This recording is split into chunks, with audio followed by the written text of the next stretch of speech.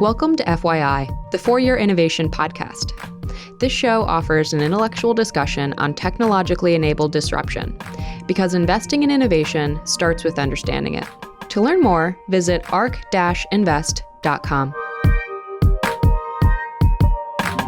ARC Invest is a registered investment advisor focused on investing in disruptive innovation. This podcast is for informational purposes only and should not be relied upon as a basis for investment decisions. It does not constitute, either explicitly or implicitly, any provision of services or products by ARC. All statements made regarding companies or securities are strictly beliefs and points of view held by ARC or podcast guests and are not endorsements or recommendations by ARC to buy, sell, or hold any security. Clients of ARC Investment Management may maintain positions in the securities discussed in this podcast. All right, welcome to FYI, ARC's For Your Innovation podcast. Today, we're joined by two special guests. We have Simon Moores, who's the Managing Director at Benchmark Mineral Intelligence, and Vivas Kumar, who's a Principal at Benchmark and is also currently enrolled at Stanford Business School. Thanks for joining us. Thanks for having us. Thanks, Sam. And today, we're going to be discussing electric vehicles, which we discuss quite often, but a piece that often gets left out of the discussion is the supply chain. We know that the battery is the most important piece of the vehicle from a cost perspective. And because of that, equally important is where you're getting all of the resources for that. So do you want to just talk about Benchmark Mineral Intelligence a little bit and give some context for this whole discussion? Yeah, so Benchmark was founded 6 years, we're in our 6th year now, to specifically collect data, price data and other market sensitive data on the lithium-ion battery supply chain. So this means anywhere starting with the lithium or cobalt mine all the way through to the cathode and anode stages of the supply chain, and then eventually ending at the battery cell. So our goal really was to build up data where data didn't exist at the time, and we created that through a series of methodologies, building the team out so we can travel around the world to meet all the key actors in the space. And it's become really powerful. It's not just being used by mining companies, electric vehicle makers, battery makers, but it's also now being used by governments. A special moment for us was myself and Vivas were at the White House on the end of last year to discuss this. So it's been a fun ride, and it doesn't seem to be stopping even during the coronavirus. I think that's super true. Even just this morning, China decided that they would extend subsidies for 2 years for electric vehicles. And so I think we can just kick things off. I think, China and the US, both pretty aggressive with electric vehicles, but not every single electric vehicle is the same.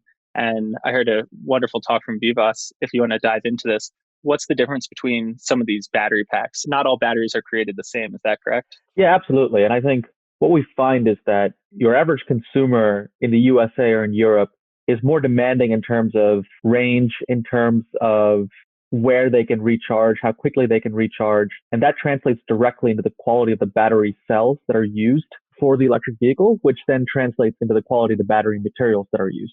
So, for example, the prevailing cell chemistries in electric vehicles in the USA and Europe are things like NCA or NCM. So that's nickel, cobalt, aluminum, or nickel, cobalt, manganese. And there are different proportions around which these materials are used. But if you go to China, there's a broader mix of what the cathode chemistries can be. And LFP, so lithium iron phosphate, is much more common as a cathode chemistry. And that's just reflective of the fact that LFP is a cheaper material, traditionally a cheaper material than NCA or NCM. It thus far does not have the performance characteristics of an NCA or an NCM, although those who are working on the next generation of LFP will argue that next generation will catch up. But the performance characteristics of LFP are well suited to that of the Chinese consumer. Going forward, we're going to see more and more of this kind of differentiation by application, this kind of differentiation by geography. And, you mentioned my talk at Stanford, which is free and available for anybody to look up on YouTube.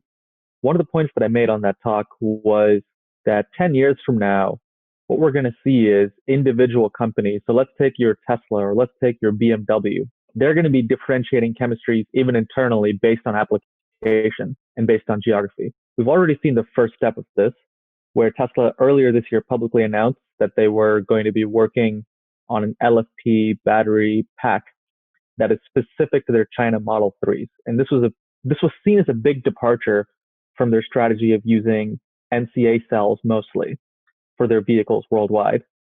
But in the future, we're going to see that go even one level deeper, which is even in the USA, for example, I as a driver have a certain profile in terms of the number of miles I drive per day and the fact that I have to mostly charge at Tesla superchargers and at charge points versus there are others who drive 3 or 4 miles per day and they charge once every 15 days at their home charger.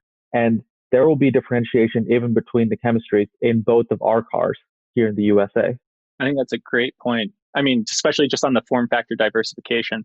Right now, you've got different markets and different use cases. But I think, going forward, as everything really goes electric, you're going to have those micromobility options, potentially neighborhood electric vehicles that aren't even designed for the highway. And it makes sense that they would have a different battery chemistry so that they could be price competitive and appealing. So then I guess we'll dive to the NCM because that's the one that's been getting a lot of hype recently, especially cobalt's been on everyone's mind, higher nickel content for more energy density. Can you walk us just through those elements, where they're mined broadly and kind of what the supply chain looks like for each of them? Yeah, so cobalt is the highest profile. It doesn't seem to be going away, even though comparatively compared to lithium and nickel and graphite anode in a battery, there's hardly any cobalt used.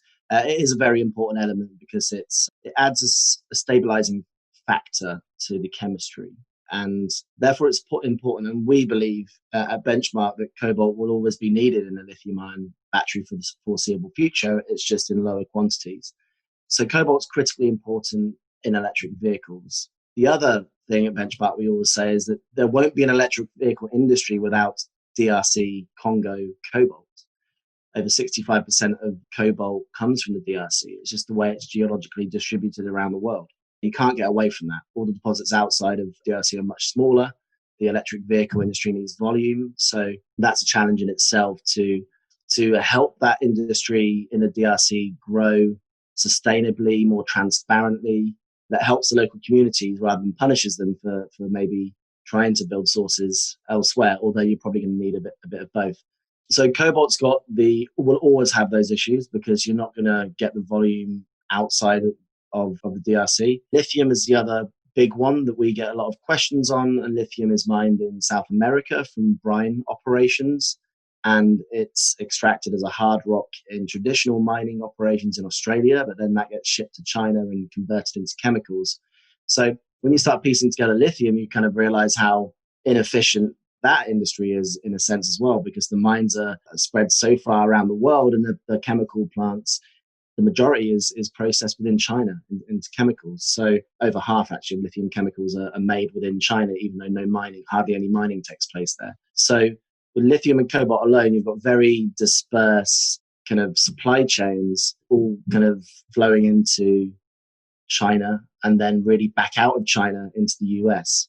I know there's something Vivas has worked a lot on, supply chain maps and how the industry kind of is evolving, but I don't know what your thoughts are, Vivas. Yeah, I think if you go back to the initial question that Sam asked, which was about like the very beginning of this podcast where Sam asked about USA versus China, it's what China as a country and companies that are involved in China have done very effectively is centralizing and localizing the supply chain within the country. So Simon mentioned that about 50% of the lithium chemicals are made in China, but the numbers are pretty similar for cobalt chemicals and for nickel chemicals. They're even higher, actually, for some of the other sort of more esoteric battery chemicals, specialty chemicals that are used in battery manufacturing. If you look at battery cell capacity, what Benchmark is tracking is that approximately 2/3 of global battery cell capacity today is in China. And even 10 years from now in 2029, even though we're going to be growing to over 2 terawatt hours of battery capacity, 2/3 of that will still be geographically within China. So, I mean, the impetus for this has just been that the electric vehicle market is growing exponentially fast, and China has done an extremely effective job. Companies involved in China have done an extremely effective job of centralizing the supply chain so that more of that value capture can happen within their borders. And this is some of the work that Simon and I have been doing. You know, Simon is based in London. I'm based here in the US. And with European governments, with North American governments, just having the conversation that a robust electric vehicle industry, a robust lithium-ion battery industry is not just about the automotive OEM. It's about bringing the entire supply chain on board, because any bottleneck or any sort of geopolitical issues that pop up in the supply chain will compromise the end goal of getting millions of electric vehicles on the road to get clean air worldwide. Wow, I think that's a great point. And then, I mean, just to contextualize it, right, we're talking about 2 terawatt hours of capacity. Where are we today relative to that? Yeah, so right now we're at about 450 gigawatt hours of global capacity, of global lithium-ion battery capacity. Now, rewind back 5 years to 2015, we're at 60 gigawatt hours of capacity. So the point we try and make is that the battery industry has grown 5 times, between 4 and 5 times in the last 5 years in terms of capacity and supply as well. On Vivas's number, by 2030, we've just updated our gigawatt hours number for 2030, and we're at 2,481 gigawatt hours of battery capacity in the pipeline.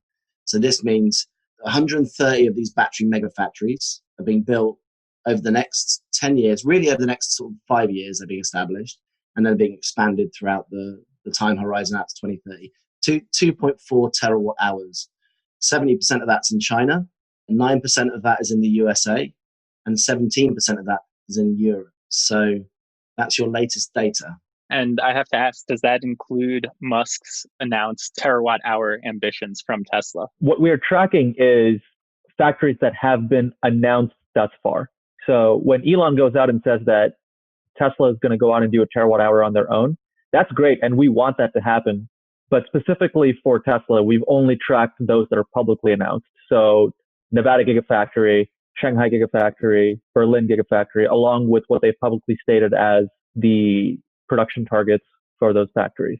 Now, obviously, we would be thrilled to see more Tesla or even just more battery factories in general, no matter who the companies are, for that number to keep going higher. And then just to dive back onto the specific mineral level, for cobalt, a lot of the mining is done in the Congo, but cobalt's also a byproduct of nickel and copper mining. What type of production could we get out of expansion from nickel and copper mines? Yeah, I've got our latest numbers on that. So actually linking the raw material to those battery plants. So our capacity forecast for lithium-ion batteries is 2,481 gigawatt hours.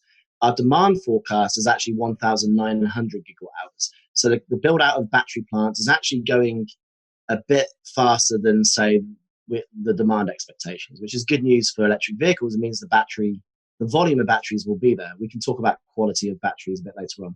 Then, of course, will the raw materials be there? Because it's easier to build a battery plant than it is to build a nickel, cobalt, lithium mine.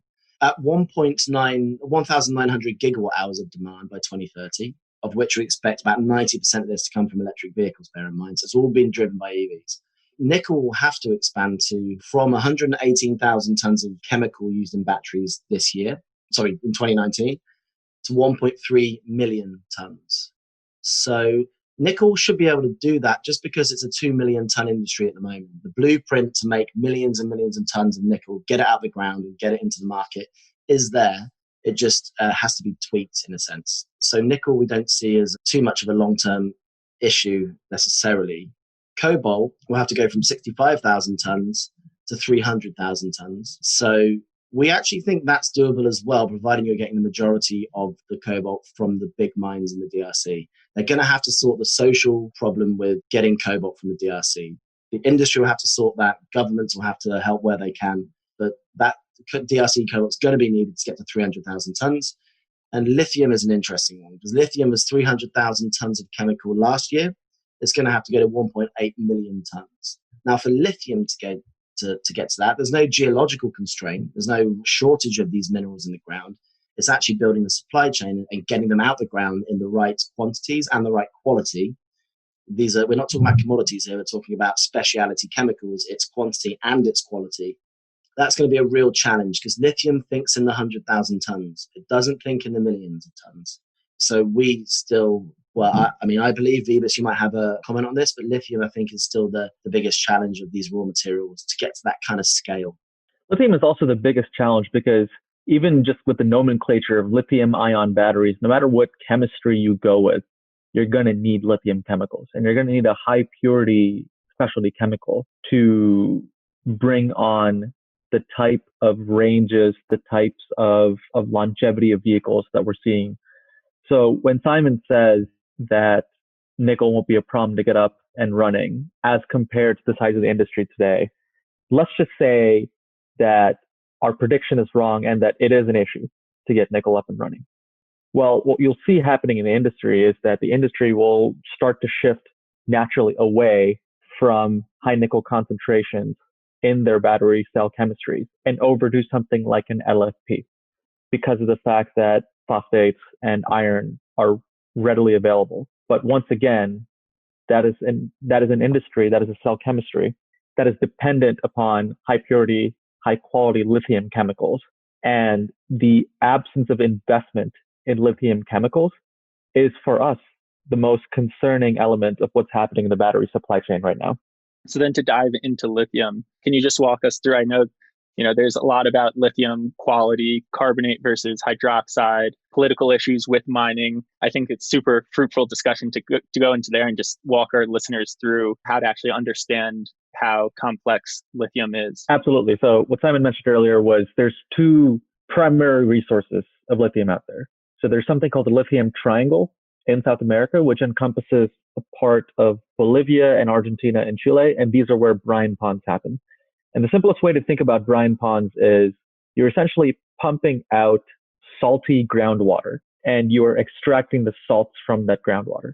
So lithium is not the only salt that's readily available. There's also magnesium, there's also potash that comes out of the brines in South America.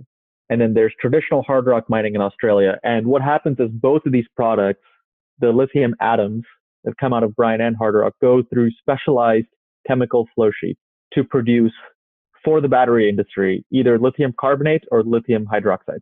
Traditionally, lithium carbonate has been the chemical of choice for lithium-ion batteries because traditionally it's been cheaper to produce carbonate than hydroxide, just given how the industry has been structured in the past. Because of the fact that consumers, especially in Western markets, have been demanding more range and better battery quality and better battery health, there's been a shift towards higher nickel chemistries, as we've discussed. And from a chemistry standpoint, lithium hydroxide is better suited for the manufacturing of high nickel battery cell chemistries than lithium carbonate. So the industry is swinging towards a more 50-50 split between carbonate and hydroxide manufacturing in 2025. The challenge is in continuously finding and developing both new resources at the mining level, so either at the brine or the spodumene level, as well as developing new chemicals facilities to pair with these resources to produce those specialty chemicals. Now, just for the sake of illustration, finding and developing a new mine can take anywhere from 10 years to multiple decades. Building a chemicals facility can take anywhere, in order to get supply at a high enough quality to be used at a large scale for Western automotive manufacturing, will typically take about 5 years between when construction is begun to when that plant is at full ramp to be producing for Western automotive customers.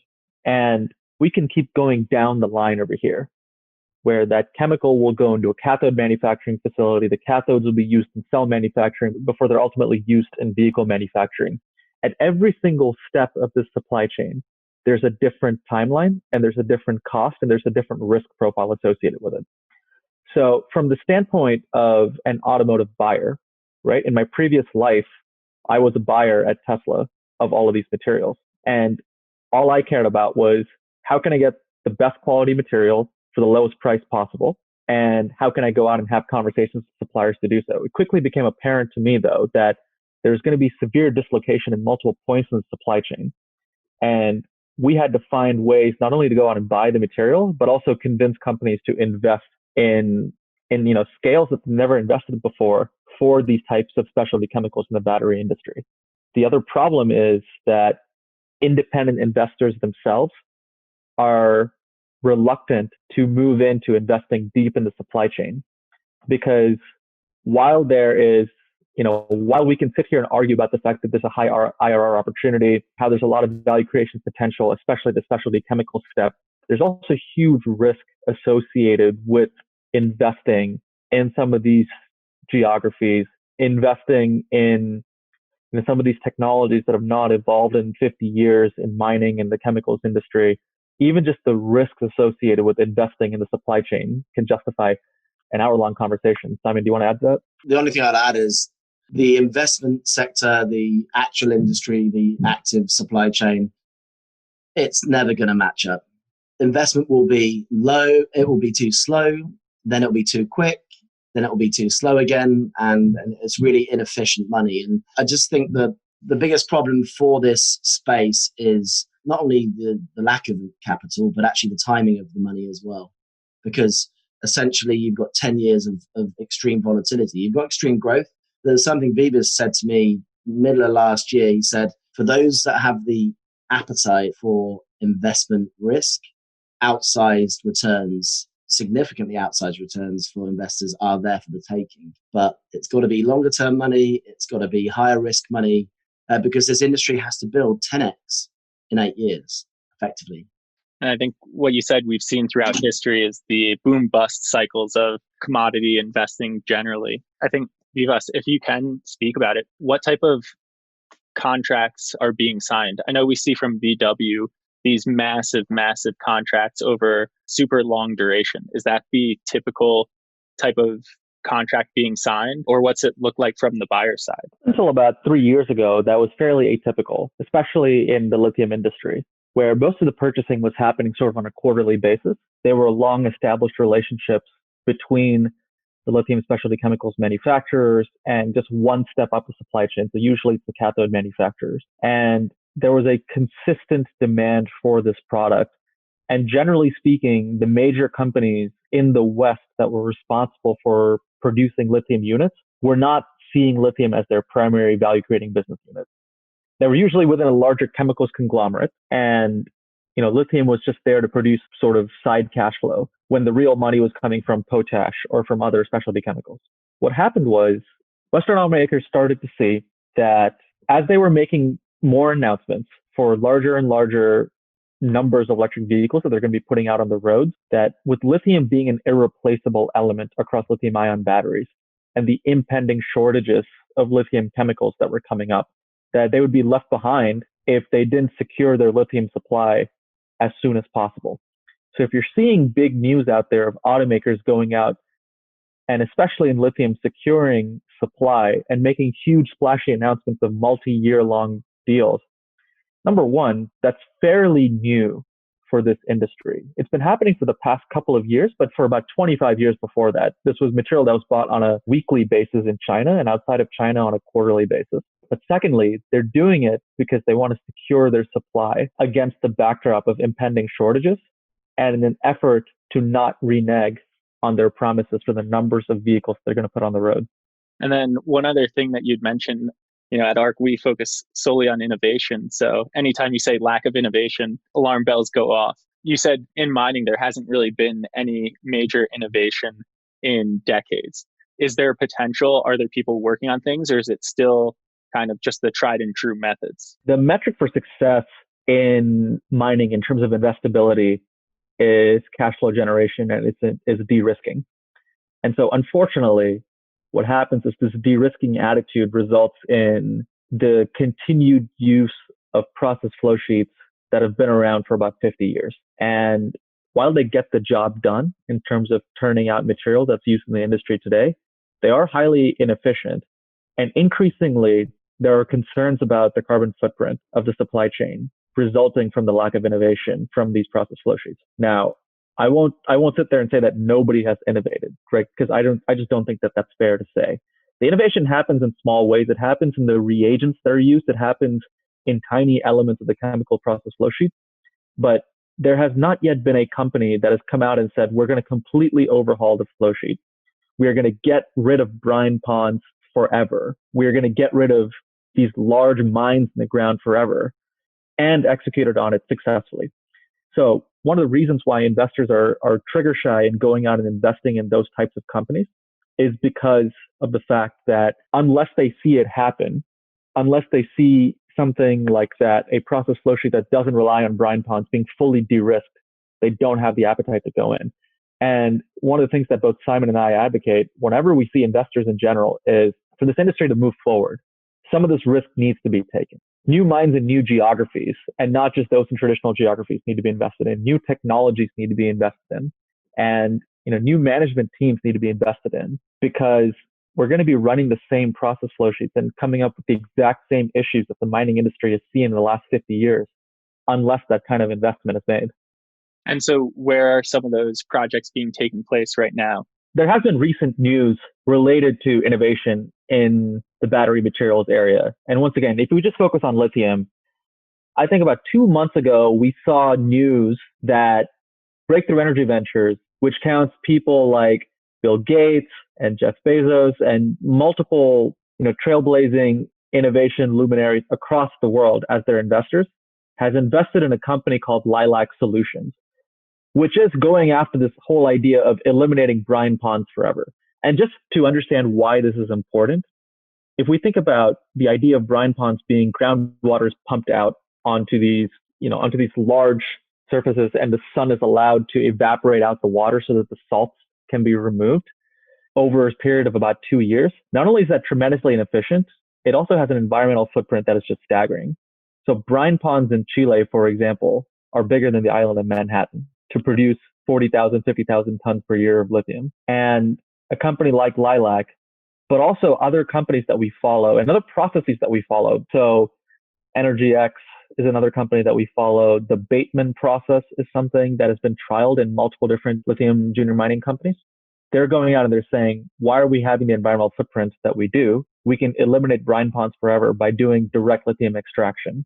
And we expect to see that kind of investment also happen in nickel and cobalt. There has been renewed interest in investing in the process flow sheets of these types of companies.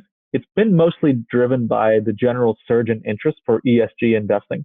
All right, so I think we've covered the mineral side of things pretty well here. But then obviously, as you said earlier in the podcast, you have the mineral extraction, but then it needs to be processed. And I think it was close to 75% of that is being done in China. And that seems to align pretty well with their country goal. They're trying to leapfrog. They haven't been an exporter of vehicles for the last 100 years. They kind of missed the wave on the internal combustion engine, but they're really trying to capitalize on the electric vehicle front. Is all of that concentration a risk? And how are both companies and governments working to diversify the supply chain? Yeah, so the China story is quite interesting because it had the blueprint to make these chemicals, and the blueprint wasn't from lithium-ion batteries. So, for example, it didn't have cobalt naturally, so it had to import cobalt from the DRC, make the chemicals domestically, and it was made for aerospace industries. Lithium didn't have the lithium domestically in the ground in high enough quality and high enough quantities. It had to go to Australia, make the chemicals domestically within China for the ceramics and glass industry. Graphite anode, it does have its own graphite domestically. So actually it's one of the battery raw materials that it has in abundance. I guess the point I'm making is that China got a bit lucky with having all these skills and capacities to make the chemicals from other industries. And that's a result of the size of its economy and maybe a little bit of outsourcing from other economies like the US to traditionally lower cost bases like China to create these kind of global supply chains, which I believe now are changing. And what China's done the last 7 to 8 years, so this is way before people talking about electric vehicles in a big way, it's recalibrating both capacity and skills to actually make these chemicals for the battery space. For example, I was speaking 5 years ago to a cobalt producer, and he's been a cobalt trader all his life. And he said to me, it was strange because a couple of years ago, China started investing in cobalt chemical capacity way beyond what it needed. That was government money, obviously, but the point was they were very forward-looking, knowing that this electric vehicle thing was definitely going to happen within China at a minimum, mainly because of the air quality problems they've got and because they had the technology themselves. And so what China's done is it's ensured that all the trade flow arrows go into China before they make a product and then they go over to the US or to Europe. What the US needs to do is replicate that. So not have the trade flow arrows go to Asia and then to the US, but make sure they're going to the US first. And the key is you don't need the raw materials or the mass volume of raw materials mined in the USA, but you can build the other links in the supply chain to ensure those arrows point towards your country. And for me, that's the biggest challenge the USA has. And that means building battery plants, it means building cathode plants, it means building anode plants. And outside of Tesla, we've recently seen some other companies commit to some of these battery plants. So are you starting to see things move in that direction, or are we still pretty much at square zero here? Definitely things are moving in that direction. You've seen the US, we've seen smaller planned battery plants from SK Innovation, LG Chem are expanding in Michigan, but you don't see enough is the point. The US has 7 battery megafactories in the pipeline at the moment under construction or in the planning phase. China has 97. So you're going to need a lot more. At the moment, the US is wholly reliant on the Tesla Gigafactory, going from 37 gigawatt hours like it is today to 58 gigawatt hours, then jumping again to over 100 gigawatt hours. You need battery plants the size of the Gigafactory. You need 10 of them in the US. At the moment, the scale is not big enough to turn the dial on those trade arrows, but the direction's moving. It's just very, very slow.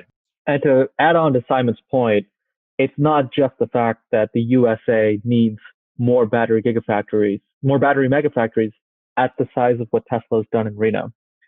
It also needs cathode capacity to feed into those megafactories. It needs the specialty chemicals plants that can do lithium hydroxide, lithium carbonate, nickel sulfate, cobalt hydroxide to be here in the US. And that capacity today does not exist at the level that it needs to exist. And those trade arrows will still be going through China and coming to the US if only battery factories are invested in. That's interesting. And so then, is this going to be largely driven by processing companies who see this opportunity and come to the US? Or are there government regulations that need to change? And what do you see from different players in this field? Are they looking at the US as an opportunity, or has it not struck them yet? My opinion on this, and Vivas, you might have a different one, but it'll be interesting, is that industry leads this, government supports it. So you need the biggest chemical players in the US to step up and say, we're going to make cathode at huge volumes, not 30,000 tons a year over 2 sites, but 200,000 tons a year, 300,000 tons a year, order of magnitude bigger than what the industry is used to actually producing.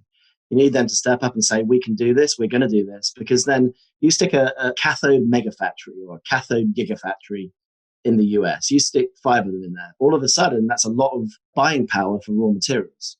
And then it creates this vacuum that ensures that industry grows. And of course, if you have because you have the battery capacity, the cathode and the anode capacity can sit nicely in that ecosystem. Then of course, you've already got the auto industry here. They're going to need a hell of a lot of batteries. So it kind of is completing that circle. Of course, a big part of that as well, which is the afterlife of batteries. You're talking about battery recycling.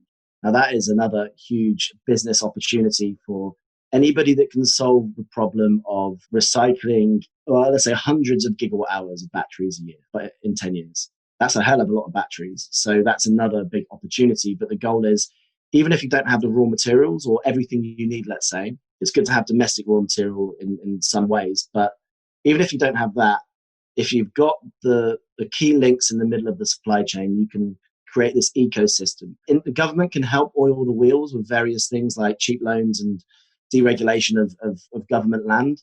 But the reality is, if the industry says we're going to do it, the government are going to support it because it's jobs. Especially now, since it seems like the world is ending, jobs and new jobs in a new industry, a 21st century industry like electric vehicle supply chain is kind of a no-brainer. And then I guess before we wrap things up, what are some of the biggest misconceptions about the battery supply chain that you can just come out right now and flatly set the record straight? It will not materialize by itself.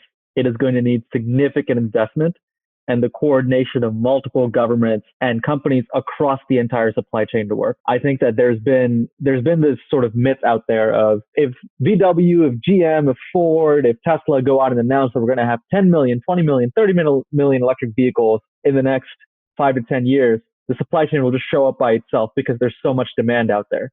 And that is fundamentally just not true, given the discussion that we've had today about dislocated timeline, about risks to investing, and about just the lack of innovation in the space in general? My favorite misconception is that don't bother investing in lithium-ion batteries because a new technology will beat it, will come out and replace it. One thing I say about that is lithium-ion batteries, they're getting cheaper.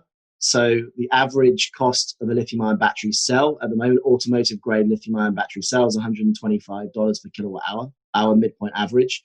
Now, you can get that lower than 100 at the moment from one producer, but that's a good number, 125. So that was 280 3 years ago.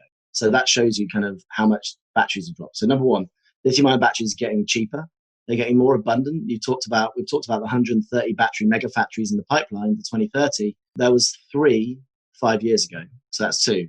They're getting more abundant and they're getting better. The lithium-ion battery is going far further than people realize for 2 reasons. One is the cathode is packing more energy. It's becoming more energy dense with, let's say, different elements or different ratios of minerals and elements they can put into the cathode.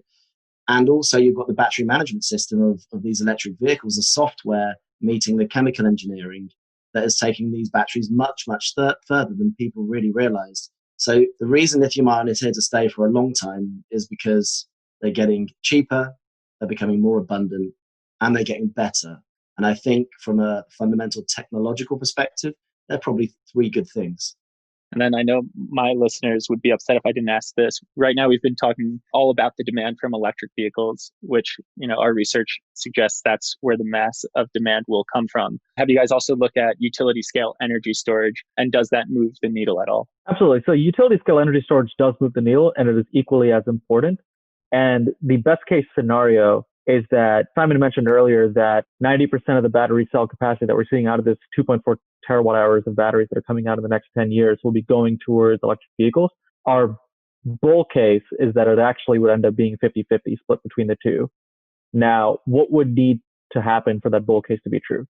First of all, if the 2.4 terawatt hours is fixed, then the immediate assumption is vehicles are using less of that proportion of that fixed number, and they would do so if autonomy catches on very quickly.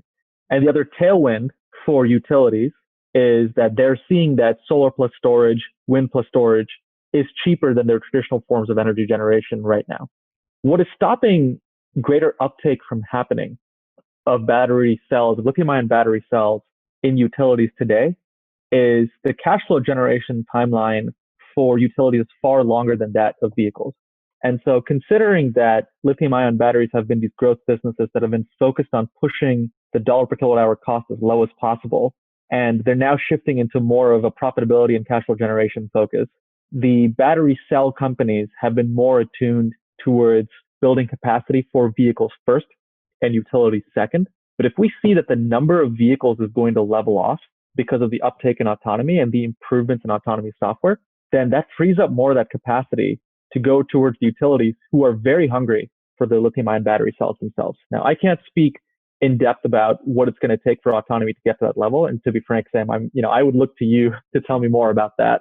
Awesome. Thank you so much, Simon and Vivas, for joining us today. I guess, where can we follow Benchmark Mineral Intelligence, and how can we follow each of you individually? Yeah, so Benchmark, you can find us at benchmarkminerals.com, at benchmarkmin, M-I-N, on Twitter. I'm also on LinkedIn as well. Me personally on Twitter, I love it. I'm on at SDMoores. Simon, S for Simon, D for David Moores. Vivas, what are you? You're something obscure, I think. Yeah. I'm on Twitter at Vivas, VIVAS, VK7. And then anybody can add me on LinkedIn. Great. Thanks for joining. Thanks a lot. Thanks, Sam. ARC believes that the information presented is accurate and was obtained from sources that ARC believes to be reliable. However, ARC does not guarantee the accuracy or completeness of any information, and such information may be subject to change without notice from ARC. Historical results are not indications of future results. Certain of the statements contained in this podcast may be statements of future expectations and other forward-looking statements that are based on ARC's current views and assumptions, and involve known and unknown risks and uncertainties that could cause actual results, performance, or events to differ materially from those expressed or implied in such statements.